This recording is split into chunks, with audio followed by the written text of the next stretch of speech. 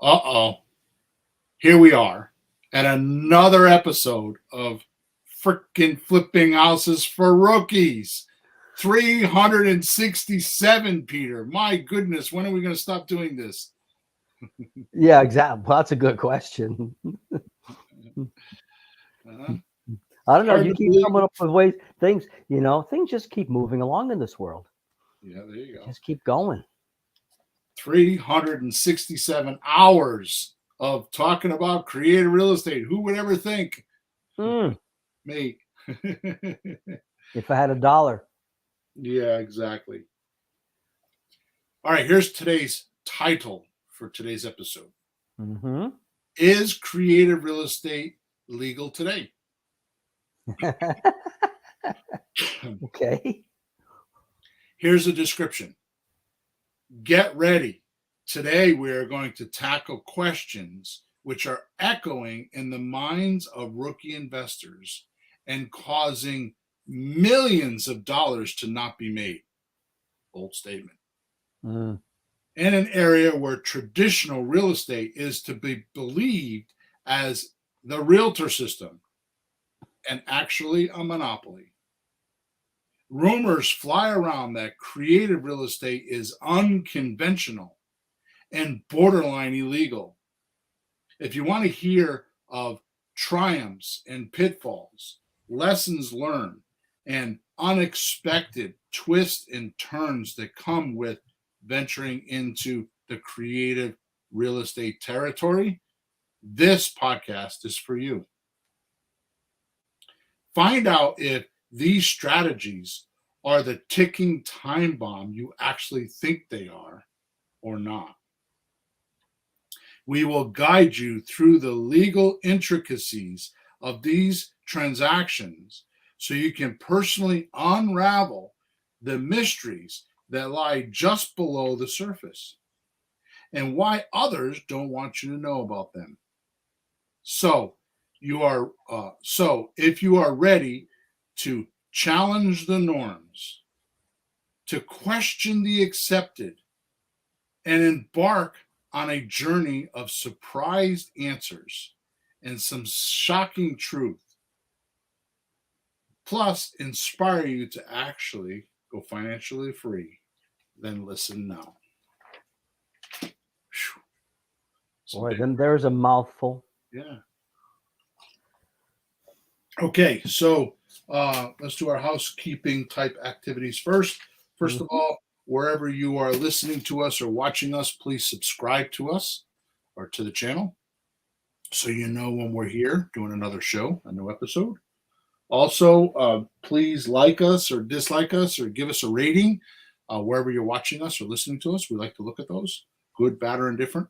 As Mr. Eastwood said, he's 93 years old and still acting, that son of a gun. Clint Eastwood. Yeah. Somebody asked him, like, why are you still doing it? He says, well, what do you want me to do? Why not? But as Mr. Eastwood said, the good, the bad, and the ugly, right? Yeah. So make sure you do that. Also, if you have any questions about anything we're doing, you can go to flippinghousesforrookies.com, and there's a support button on the top right-hand side that comes to us directly. You can go on WhatsApp and get into our Let's Talk Real Estate group, which is a free kind of mastermind group for creative real estate investors. That's been pretty active lately. Guys have been passing deals around in there, so that's been pretty cool.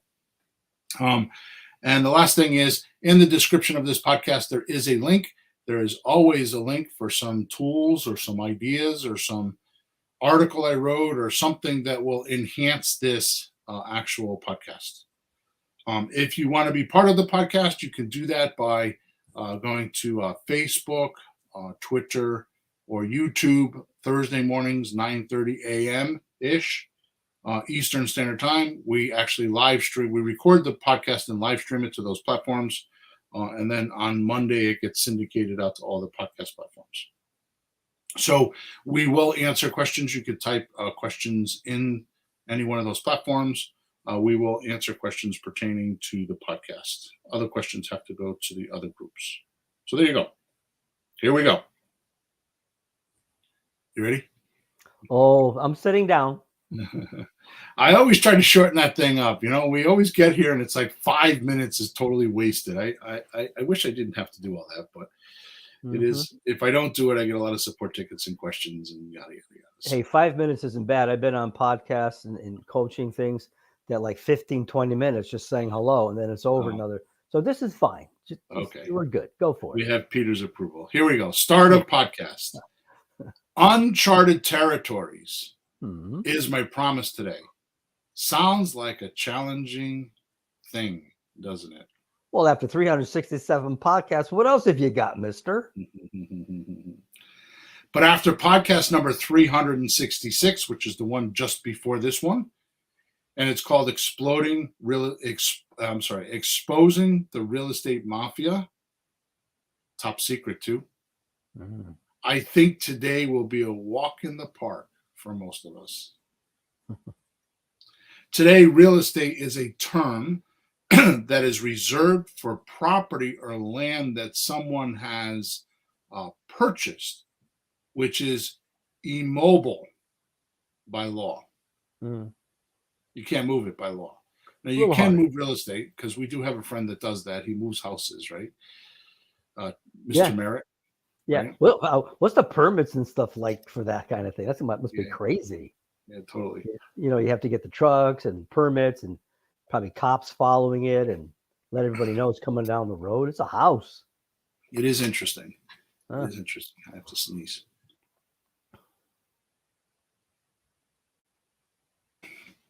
Oh, my goodness. Wow, another one.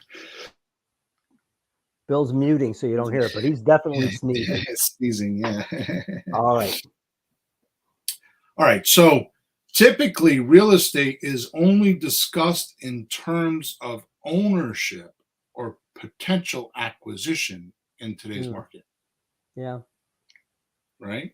Yeah. So it's common to hear real estate referred to as something we own. Right. Prior to the 1900s, Peter, because I did a lot of research on this podcast, Hmm. and I actually learned some stuff. So prior to the early 1900s, real estate was considered something you occupied, not owned. Hmm. And it was the early 1900s when it changed. And I'm going to explain that to you today and why it's actually legal to do. Okay. I didn't know Okay. that. Historically, this shift has brought about many changes, right? Which has got Hmm. us to where we are today, Hmm. right? So that back in the Roman times, you didn't own real estate. You occupied it.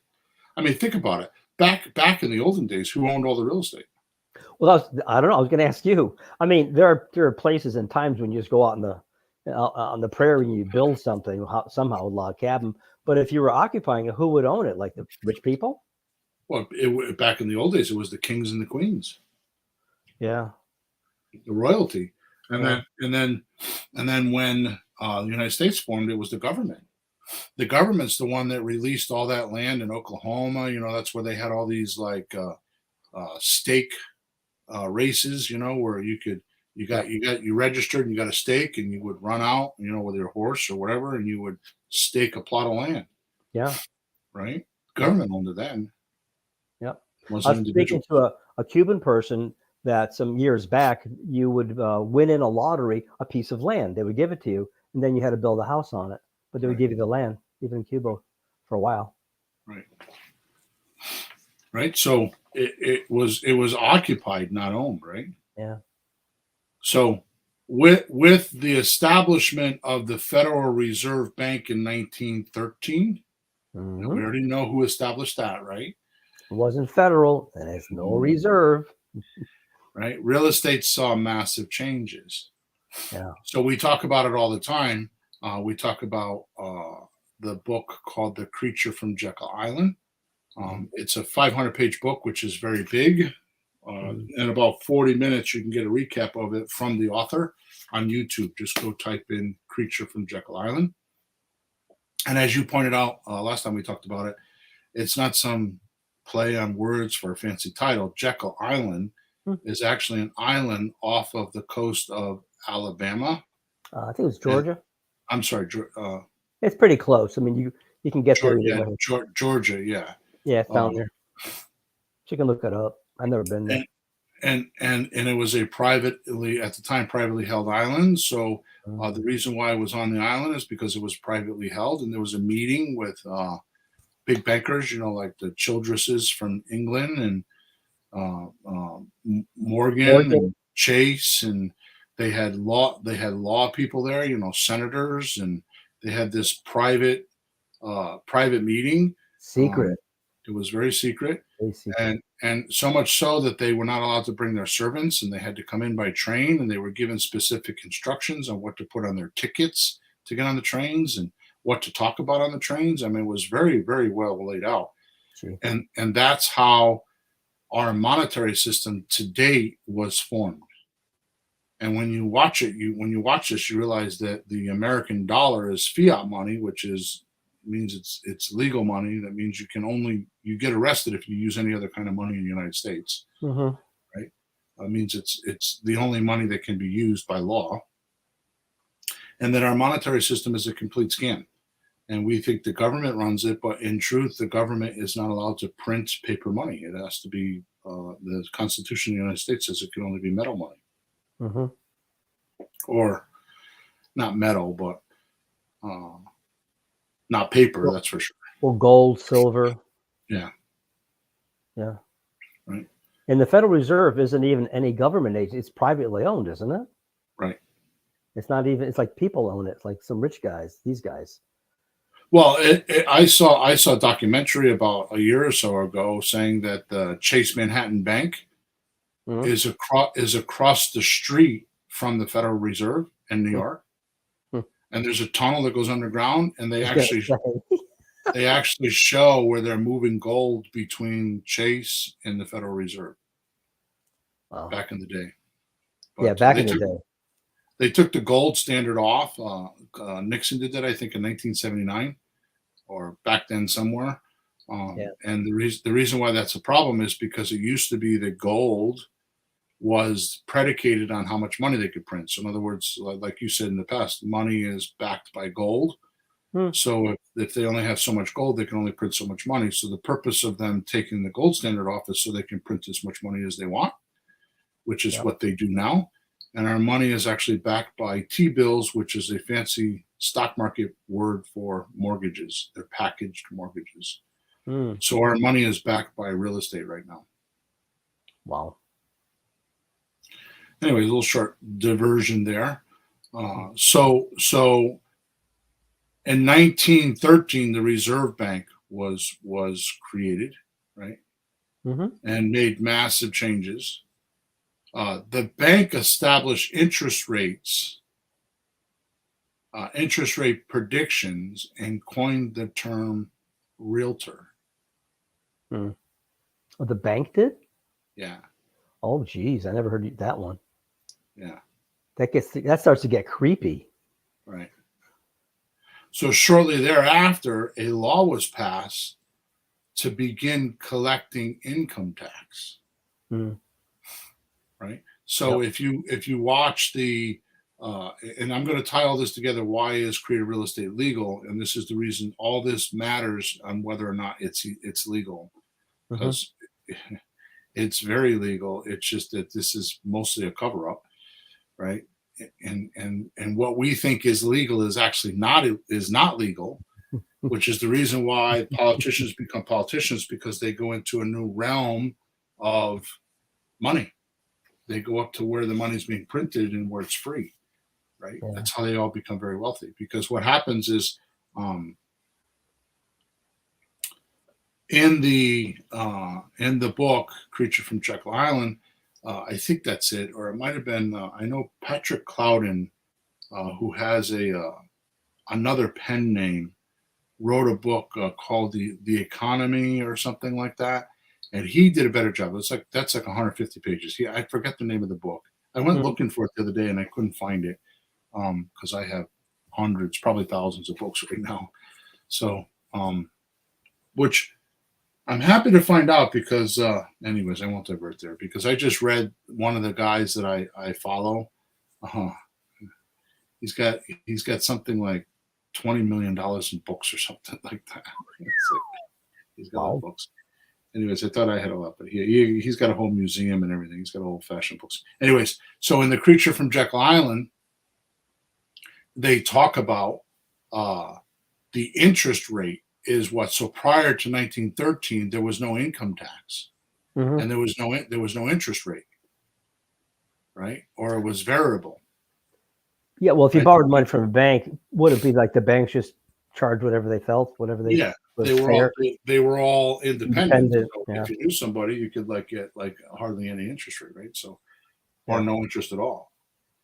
Yeah. Well, they need the interest to run the bank and pay the staff. That's how they. Well, that's what they tell you. It's really the fees they get. But anyways, the point is that when they implemented this is what caused the Depression, because people, like the Rockefellers and all these guys that were making the railroads and all that, all of a sudden they got to start paying income tax, and it created quite the ripple effect, which is the reason why the Depression in 1930 has so many laws around it, which we still use.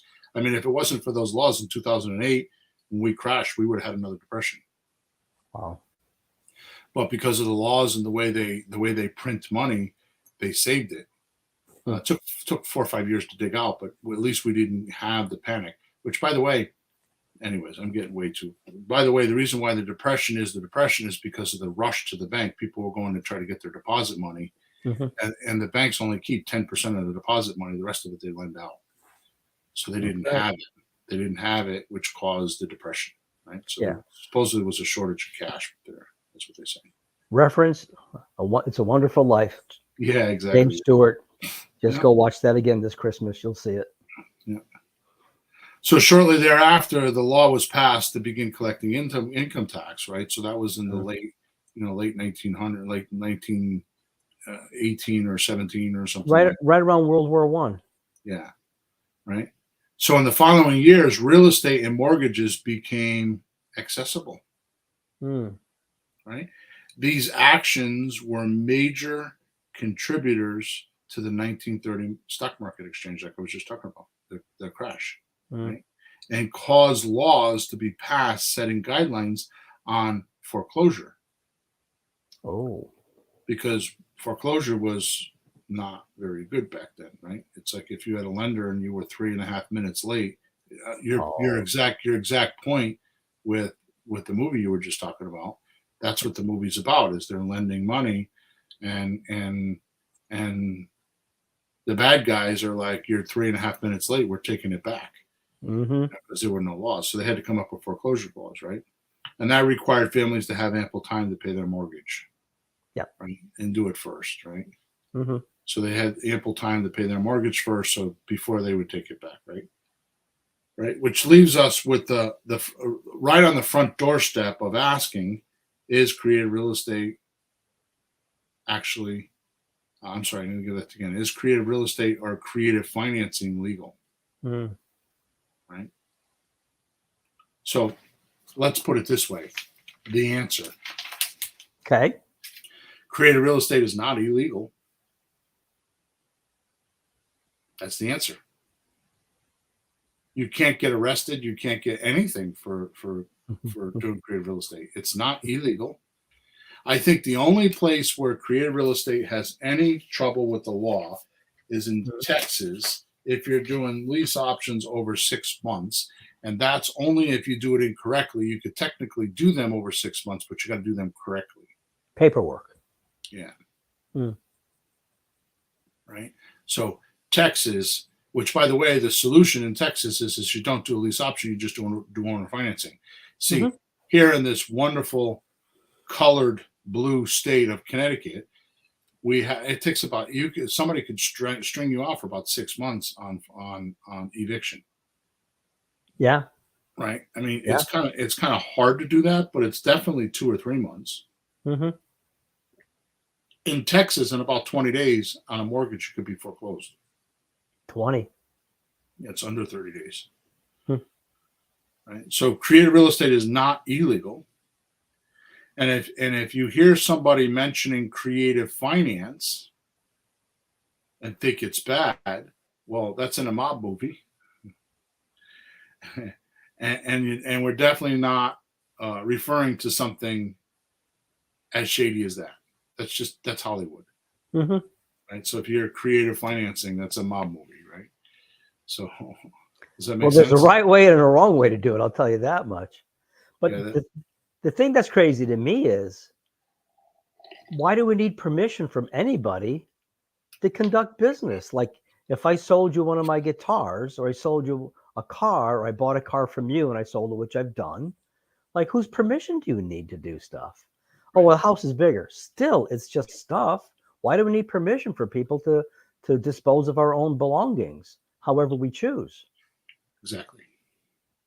So That's the easiest way to understand creative real estate or creative financing is to understand it allows buyers to leverage money that's already in the asset or the property.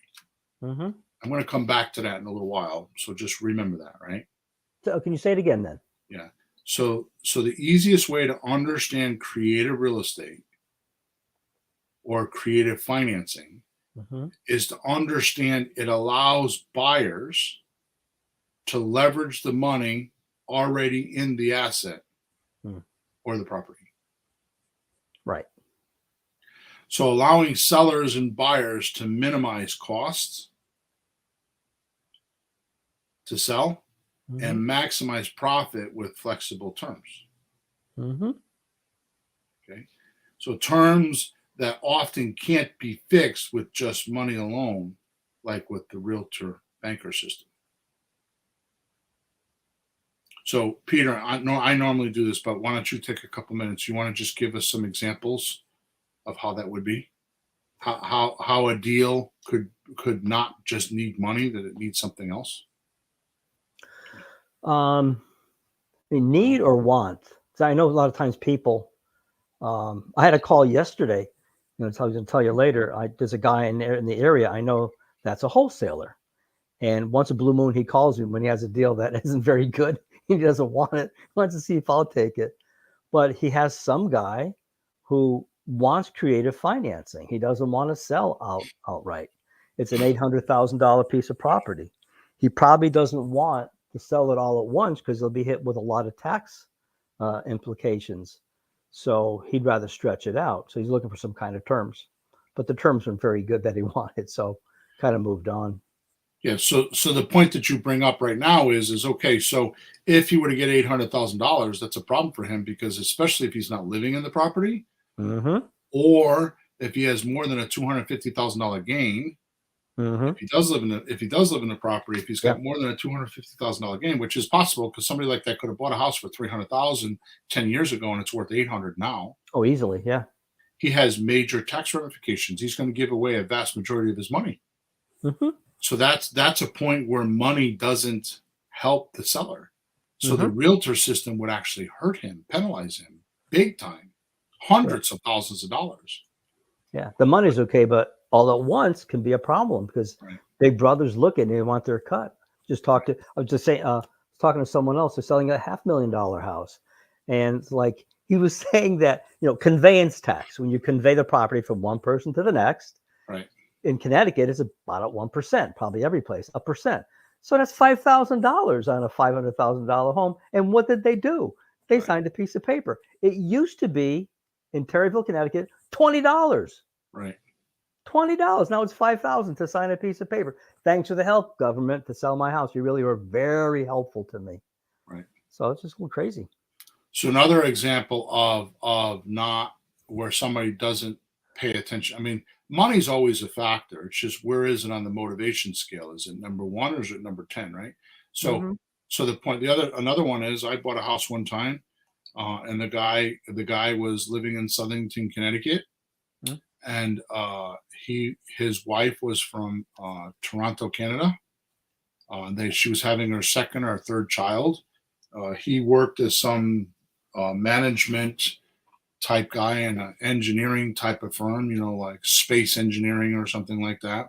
Yeah. And I think he told me, I got to remember the numbers. I think he told me he was making like 150,000, but when he took this job in Canada, it was like 400,000. Oh. Of course, the money in Canada is different, but he was moving up the ladder, right? Mhm. And her family actually lived in that city where they were moving that he got the job. So she would have support. Mhm.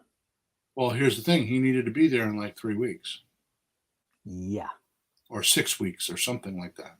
It And was there's no less than what it takes to do a conventional sale. and there's no way that the realtor can move that fast.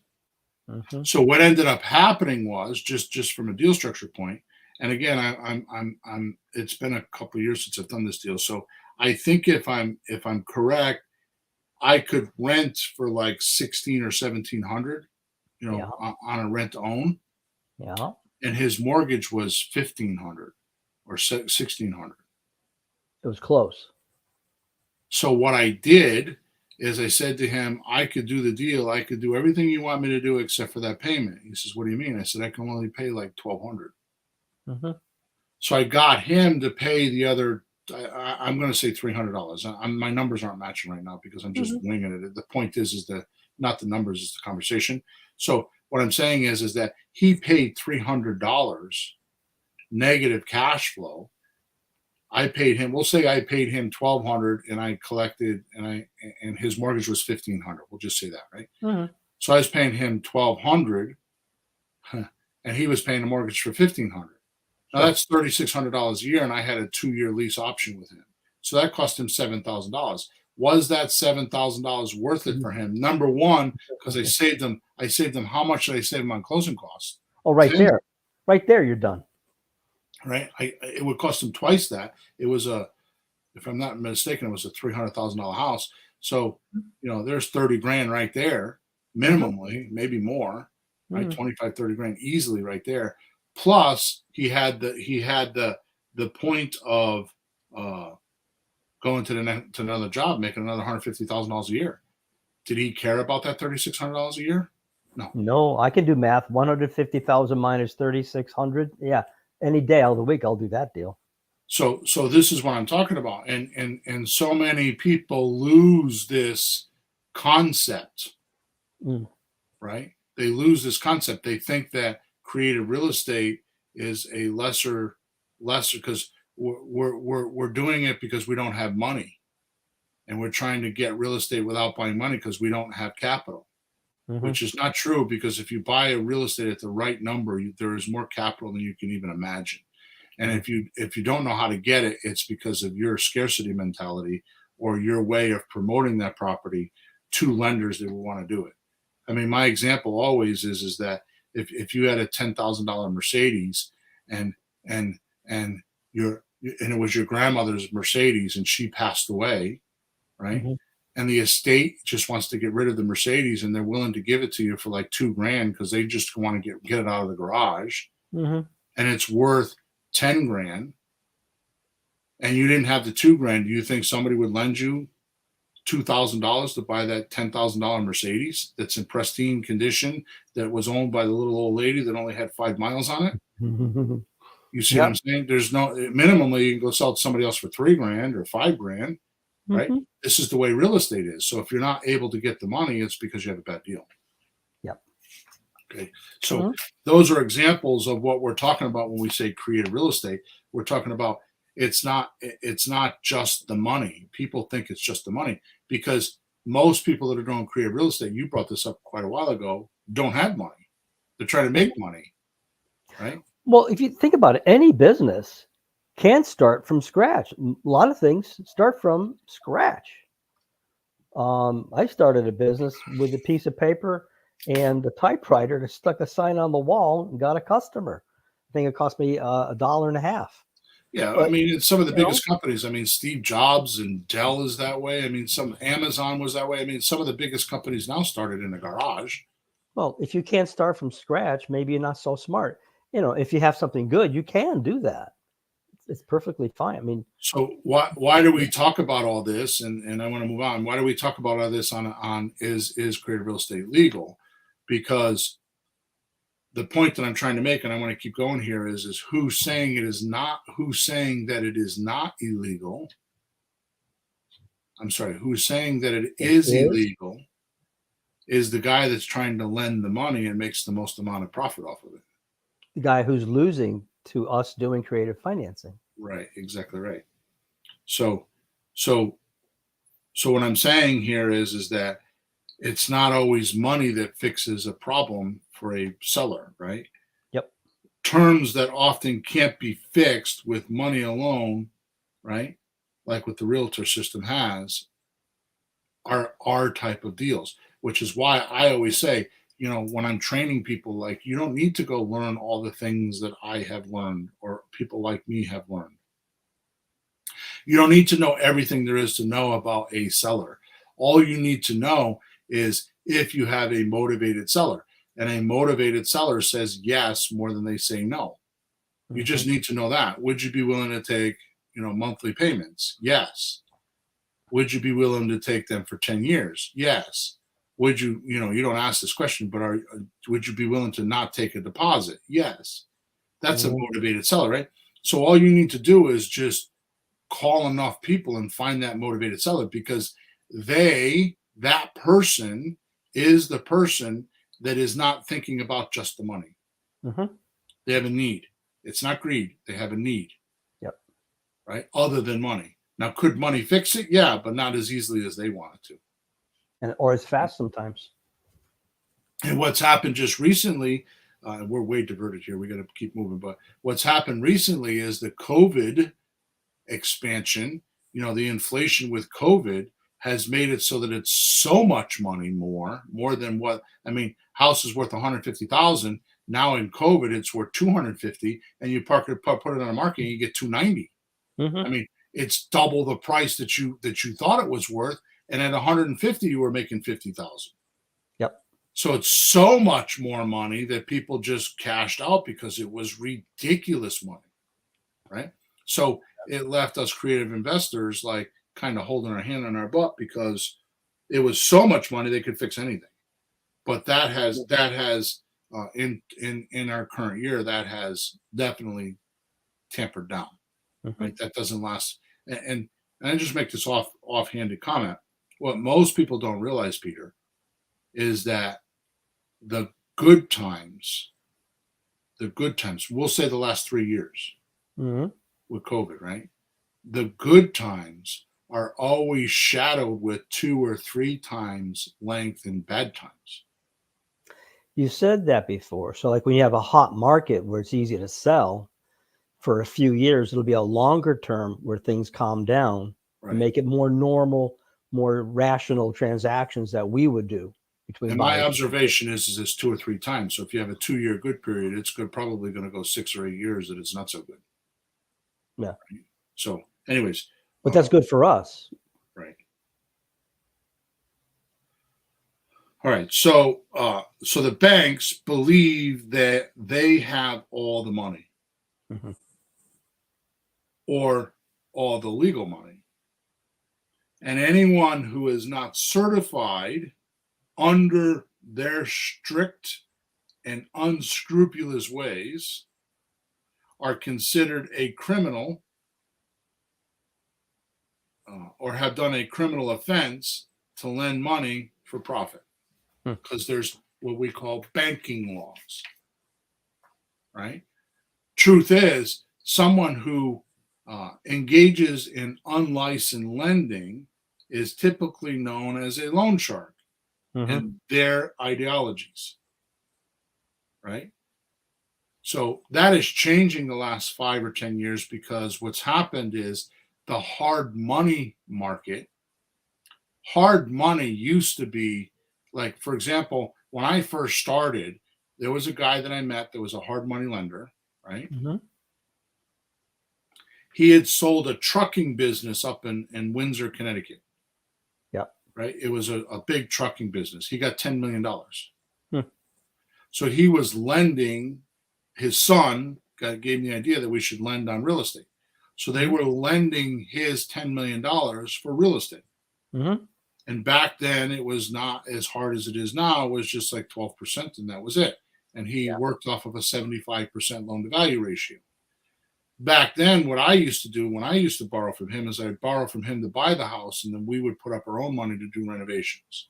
And we did well. Well, Unfortunately, that didn't last very long because that turned into 12 and 14%, and then they went into 3 points, Mhm.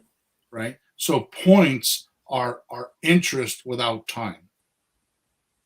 See, interest needs time. You need 30 days or 60 days or 12 months to be able to. So Mhm. APR, annual percentage rating, Mhm. right, is 12 months of interest. So if you say it's 18% or 12% APR, that means it's 12% over the course of 12 months. It takes 12 months to get the 12%. Right. Points, you don't need time. Points is you close and you got to give us 3 points, which is 3% of the loan amount Up front. up front. And you didn't even borrow or use the money yet, but they want the money back already. Right. So they changed the name of it. And so, but my point in talking about this is what's happened is the banks realize that they can have a different division and impose their rules, but just change a few of them. Like instead of calling it interest, they call it points. And so most hard money lenders now are banks. They're a branch of a bank or something like that. And actually affiliated directly with the bank?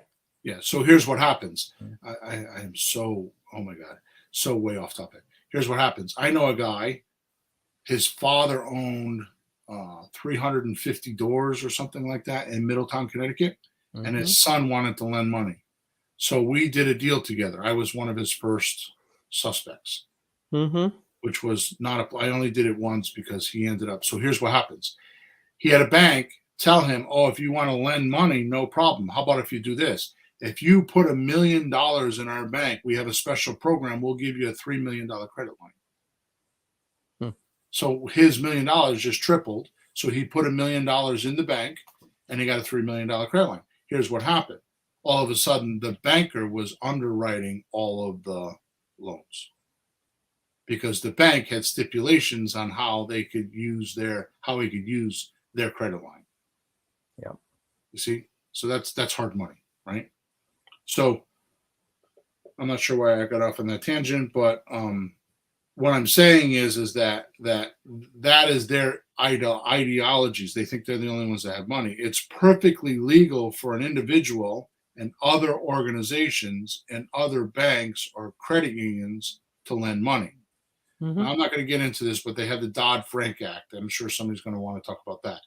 Dodd-Frank is very easily beat, and I shouldn't say this on public ways, but Dodd-Frank says you can't have more than 3 loans. You can't have more than 3 loans. So first of all, that's not a house. That's a loan. That's like, here's money to go buy a house like a bank would do. Mhm. And I've had my lawyer go over this with me over and over. I've gone to 2 or 3 times. Dodd-Frank Act is 3 loans under one entity. So you can have as many entities as you want, and you can have as many loans as you want as long as you change entities. Because the way the law reads is it's only 3 entities, right? I mean, only 3 loans under one entity. Yeah. Right? So one LLC could have 3 loans, another LLC Right. could have 3 loans. Okay. Right. Or different So, setup, partnership. but the banks try to keep a short leash on rates and how to be able to charge god awful fees, right? Mm. And God forbid they reveal how much the banks make or jeopardize its scam.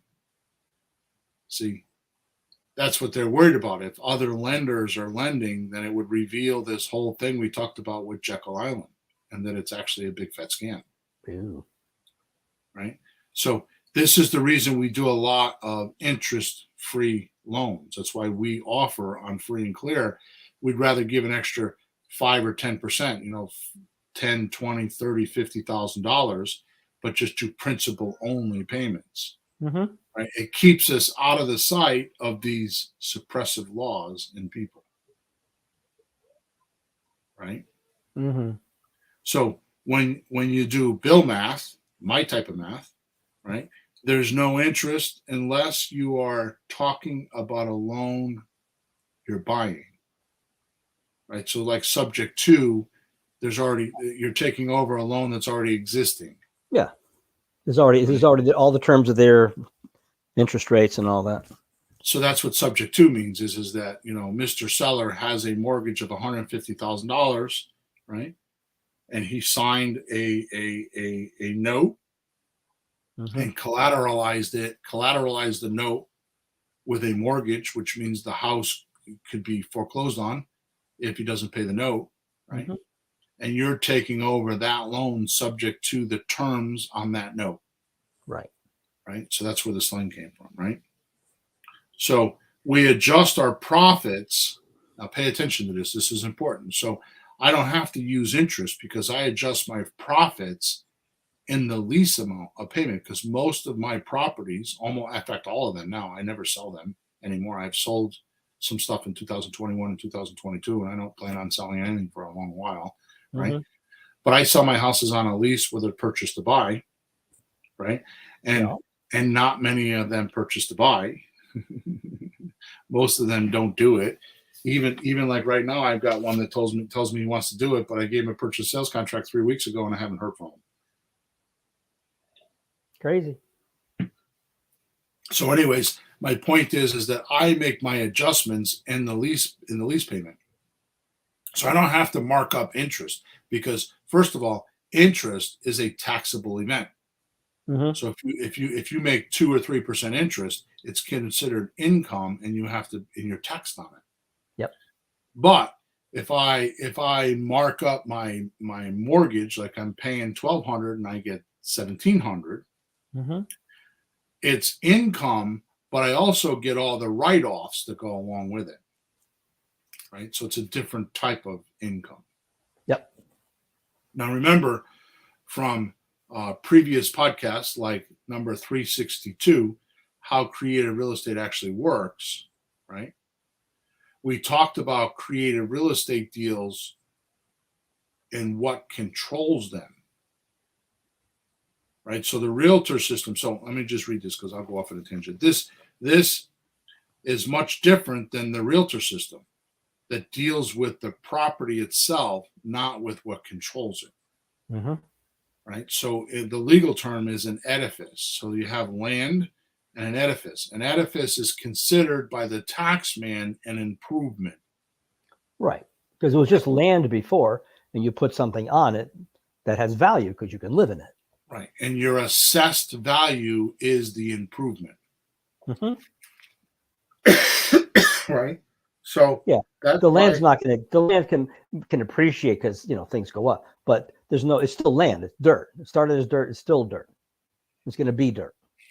Right. So that's the reason why when they do the assessed value, it's usually 70% of the value of the land or the whole property, because 30% is land and 70% is what's on the land. Yeah, on average. That's a good rule of thumb. And they use it. Now, the reason why they do that is not because of some tax man made that up. It's because the IRS allows you to write off that 70% called depreciation for 27 and a half years, right? Because the house will deteriorate and depreciate. It won't be worth as much because you're using it. Although it's actually opposite of that. That's how the IRS sees it. So they give you 27 and a half years to write off the 70%. Right? Yep. So it's all tied together with the bank. You see, this is all from the bank. It all started in 1913 when the banks decided they wanted to start lending money for real estate and invented the word realtor. You see where I'm going here? So that's crazy. It's a little bit of a long way around, but my point is what happened? How did we buy and sell real estate before then? Before 1920, right? So this is why we always spout, right? Now listen to me, because this is extremely important. I've said it in a couple podcasts, and until you get this straight in your head, you cannot do what we do. You cannot be a hardcore creative real estate guy. You'll get bounced around too much like a pinball machine, a pinball on a pinball machine. You'll just get bounced around, right? So this is why I always spout real estate is made to take money out of it, not put money into it. The reason why is because the seller already has the money into the property. What you're doing is leveraging that income. You're leveraging that. You're leveraging that money by either doing a lease with an option to purchase, or doing subject to paying the loan for the seller, right? Or whatever. I mean, it could be a free and clear house. The point is that the owner already has the money in the house. So why do you have to go get new money to take out the owner to get the other money? Exactly. I mean, I've done deals where I take over the mortgage payment and then give the seller a check for $20,000 or $30,000 for their profit, and they walk away. Why would I want to borrow $150,000 when I can only borrow when I only need to borrow $20,000? Just as equity that he's expecting, his profit. Sure. And we talked about that in our seller financing podcast, and you made a very valid point, which we have to address, because there's owner financing and there's seller financing. Right? And there's a difference between those two words, which you made the point of. I didn't. You said that I was saying it, but the way you were talking, it gave me the idea. So we'll split the credit on that. But yes. I've heard that owner and seller. So owner financing, you don't own. Yeah. So owner financing would be if it's free and clear and you own the property outright. Seller financing is when you finance your equity. There's a difference. Okay. Yeah.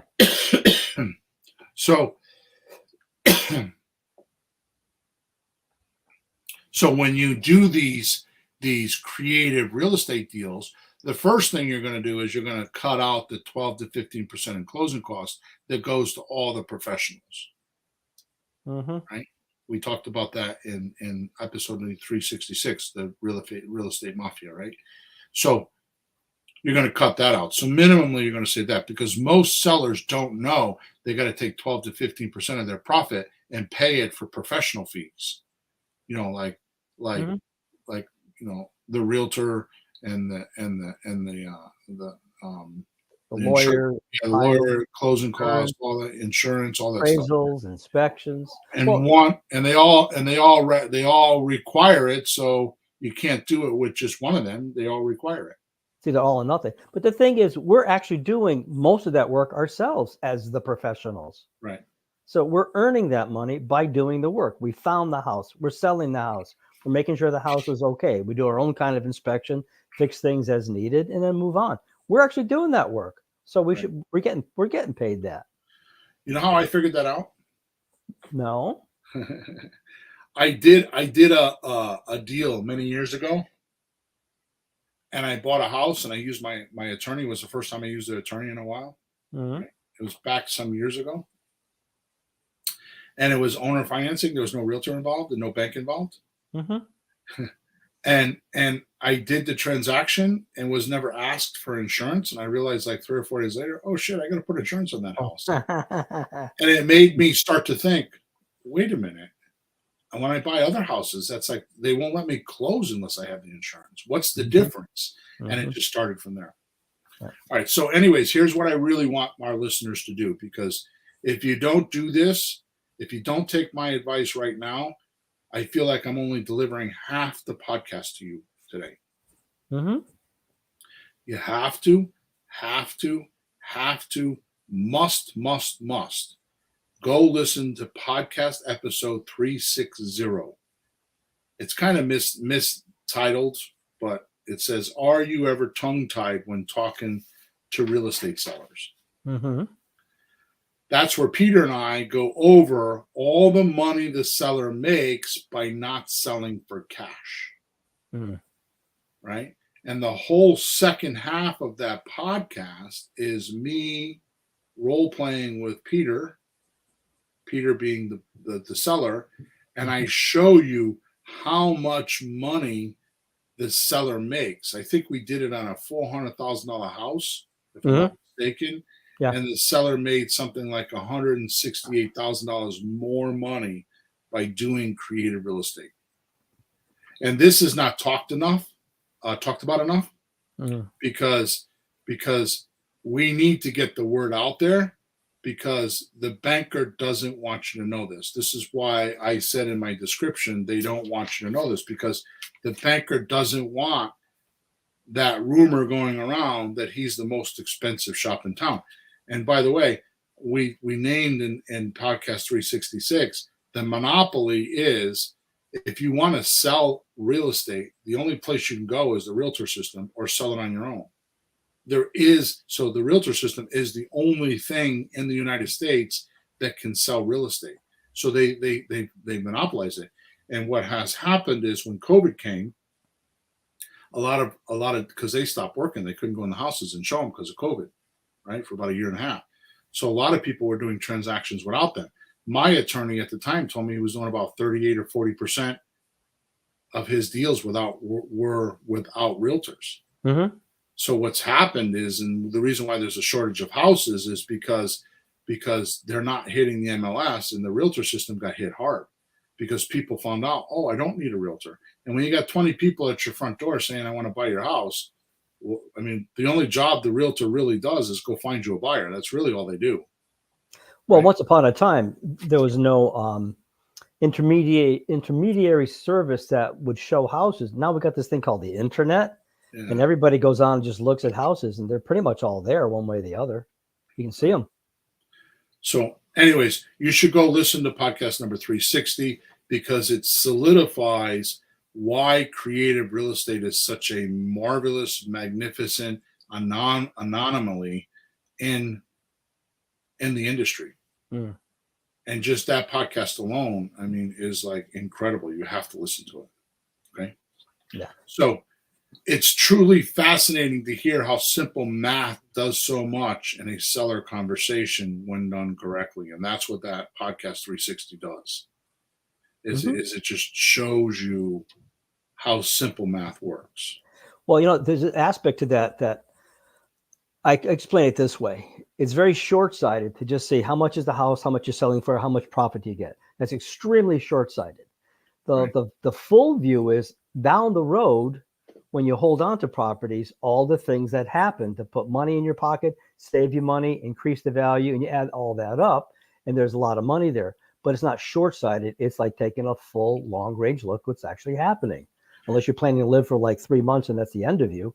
We're here. Look at the long run and see what happens. That's what this is about on 360. It started with me reading the book Alex Mendoza read, the $100 Million Offer. Oh, yeah. Right. And it started with that. And you and I were trying to figure out how could we make an offer to the seller that was so that they would feel stupid saying no to. Mm-hmm. And you and I worked on that. And then I had this realization, well, wait a minute, why am I trying to make an offer that the seller would feel stupid saying no? Because of a coaching client that flipped around the other way, because when you're selling a house, you get all those people coming at you. And there's a bunch of, you hear all the idiots that are out there that are trying to do stupid shit. And it's like you flip the coin. And then all of a sudden I realized, wait a minute, what offer would I feel stupid saying no to? Mm-hmm. And that's when I figured it out. That's when I figured out, well, I mean, why would I want to take $20,000 in cash today when I can make $168,000 in 3 years? Well, right? That was also the answer to people wanting cash. Well, if you really want cash, if you wait a little bit, you can have a lot of cash if that's really what you want. Or you just go borrow against the property and get the $20,000 out and then just take the big. I mean, there's a big difference between 168 and 20.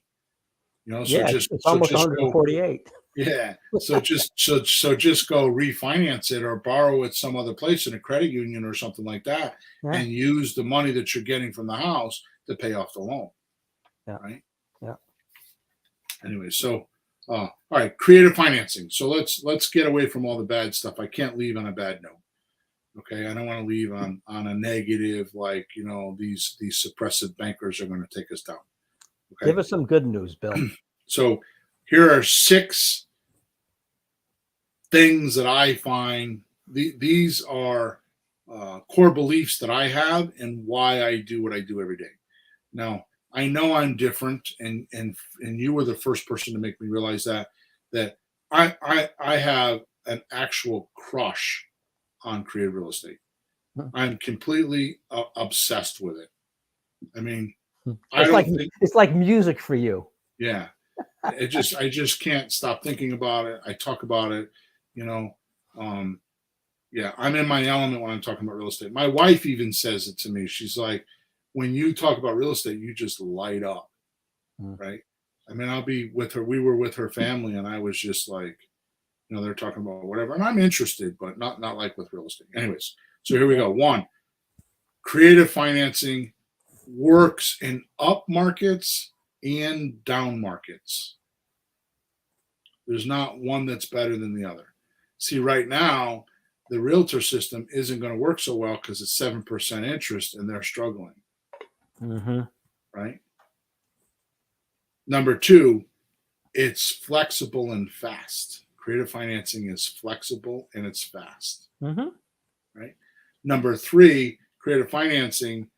In creative financing, these deals are virtually unlimited supply. It's not like with a bank, you go get a loan and sooner or later you cap out with your loan to income ratio, right?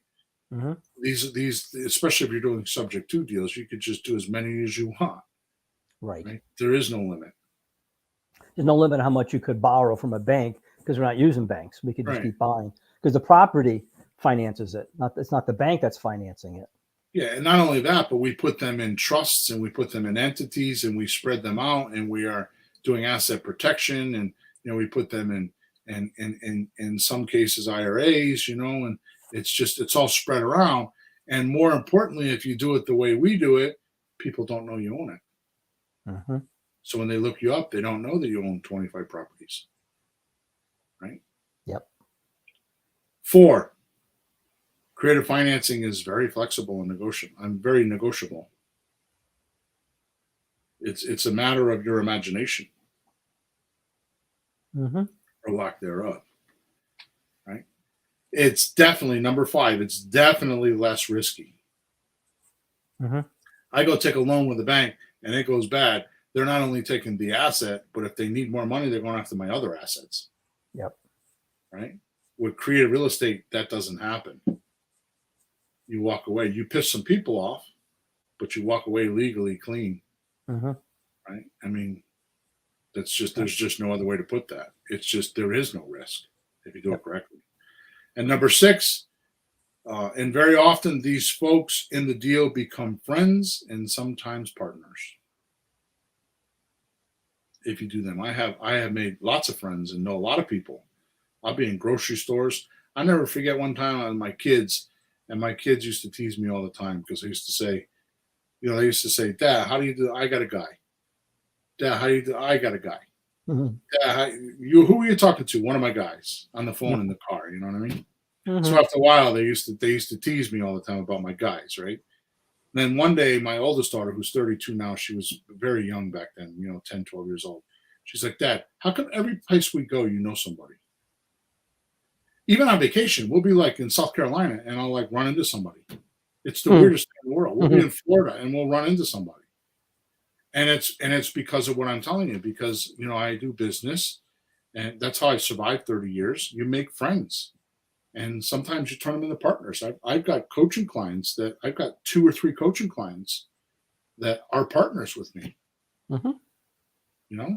and we do business monthly, daily. Some of them, Sean is one of them. I talk to him daily, Mm-hmm. right? We just started a software company that's exploding, Mm-hmm. right? So, all right. So before we end, let's talk about the final point. So we learned that creative finance is not illegal at all, Mm-hmm. right? So it's not illegal at all. It's far from it. So now we should ask. Now what we should ask is it ethical? Ah, that's actually very good. Yeah. Yes. Well, legal and ethical are different. Some things are legal, but damn, that's not ethical. So yeah, go ahead, do this one. So both questions of being legal and or ethical roam around this answer. There are always rules. Sometimes we call them regulations or even laws, Mm-hmm. but not always. Sometimes they are just called rules. Mm. And these rules, regulations, and even laws don't tell you what to do, but more like what not to do. Mm-hmm. And this leaves the road wide open to creative ideas as long as you do the responsible thing and be the most ethical person in the room. Mm-hmm. So when you're doing deals, you're dealing with somebody that doesn't know about what you know, and you have to take responsibility and write that contract as if you defaulted and they had rights. You don't want to taint it, and if you can't do that, you won't last long. So you have to make sure that everybody in the deal wins. Mm. So that means your seller, that means your buyer, that means your lender, and that means you and your family. Mm-hmm. And that's what's magical about creative real estate is you could keep twisting it around, spinning it around, until it works for everybody. Yep. So the average person only buys one or two houses in a lifetime, right? Mm-hmm. So they don't know, but you should, right? It's like going to a lawyer, right? Or going to a doctor. Hell, here's one. Go to your auto mechanic, Mm-hmm. right? Sure. He needs to be ethical. That's why you go to him, because you trust him. Well, it's not really that hard to have an ethical business. You just find something that somebody needs and you help them. You find somebody else that needs something, you put them together. It's not that hard. Making money isn't taking advantage of people. That's called being a criminal. Right. You serve up good food, people like it, and they pay you for it. You fix a car, you do a good job, they pay you for it. So that's what we're doing. We're doing a good job to help sellers sell and buyers buy. Yeah. Why not? Perfect. I tell people sometimes, when you get into the conversation, you just tell them like, well, I can help you because my partner, I just know a lot about real estate and financing. We've studied, we've been to courses, we've been trained under the top guys in the country. We work hard to learn the opportunities And that you can have. done hundreds of deals. Yeah. And tell them like, I worked hard to learn this. I have opportunities. I'm a teacher for music and other things. You learn how to do that so you can help people. We're not just So that's why I say we need to move on. So that's why I say creative real estate is not made to learn; it's made to do. Mm-hmm.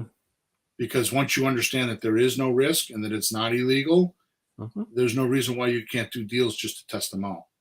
Mm-hmm. Especially lease option, the slot deal and the rent to own deal. There is no legal ramifications at all. Well, anything with an option.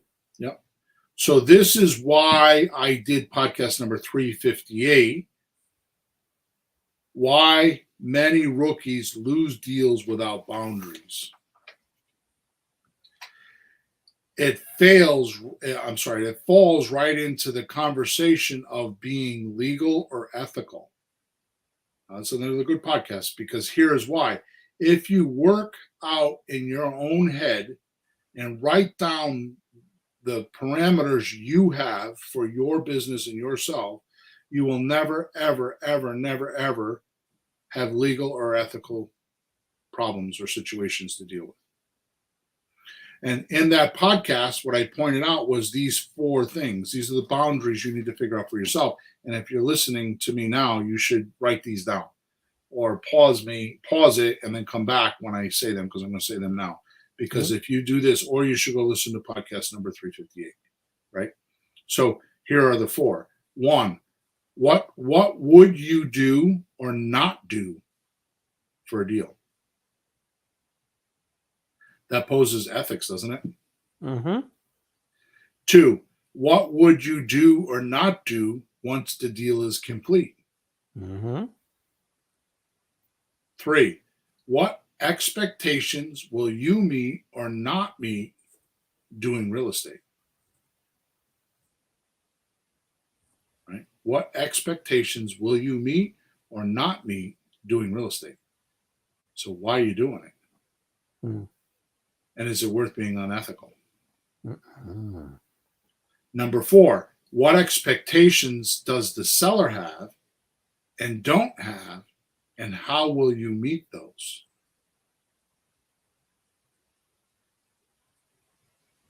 Those are all 4 very good questions that, if you work them out, will keep you legal and ethical. Mm. nice and clean. See?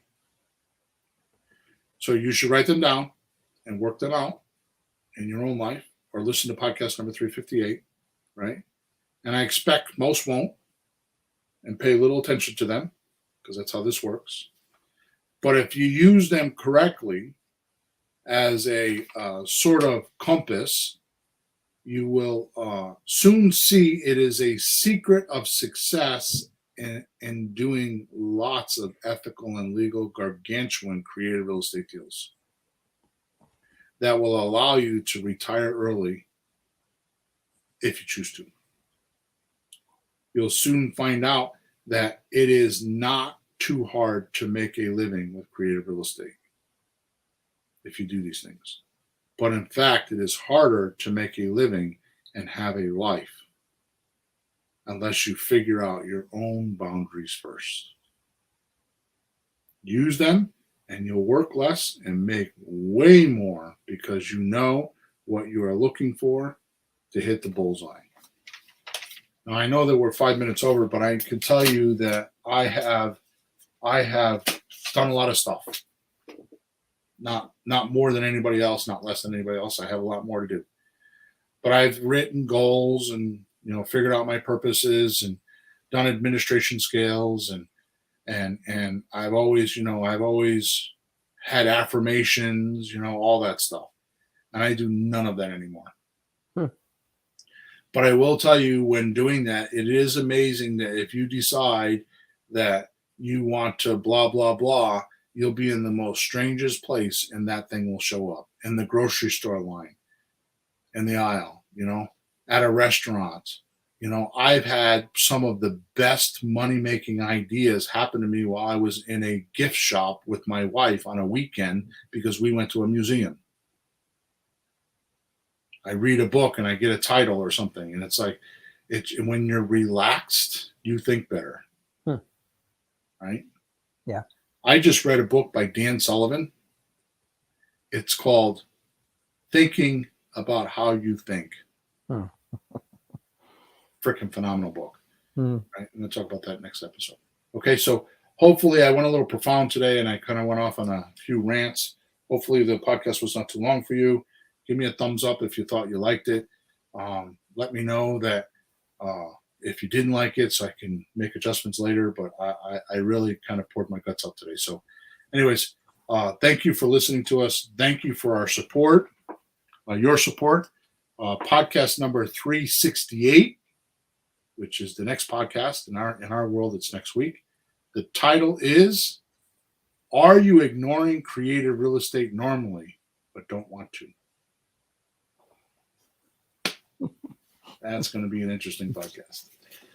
Okay, so don't forget to subscribe to our wherever you're listening to us. Make sure you give us a review or like us or dislike us. Thank you for doing that.